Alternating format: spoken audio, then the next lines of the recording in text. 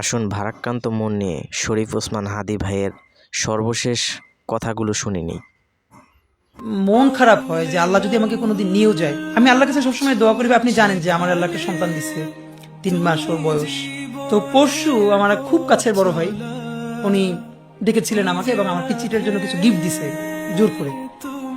তা আমার খুব মনে হচ্ছিল যে আপনি তো ভাই জানেন যে স্বাভাবিকভাবে আমাদের উপর তো থ্রেট থাকবে এবং লাইফটা যে কোনো সময় আল্লাহ নিয়ে যেতে পারে, এটা নিয়ে কোনো আফসোস নাই। মানে ভাই এই 3 মাসে মানে আমার বাচ্চাটার আমি 30 মিনিট কোলে নিতে পারি নাই। তো আমার ওয়াইফ খুব মাঝে মধ্যে আর কি ওই মজা করে বাচ্চারে বলে যে ইনকিলাব মঞ্চের মুখপাত্র তোমার সাথে দেখা করতে আসছে।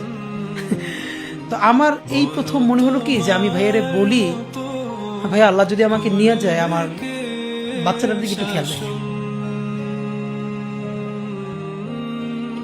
তো এই কথাটা আমি বলতে পারিনি। আব্বার একটা মানে আপনি যদি বলেন যে আমার সারা জীবনের যেটুকুন সততা, সাহস, লড়াই, এটার দুনিয়ার সমস্ত শক্তি আমার আব্বা।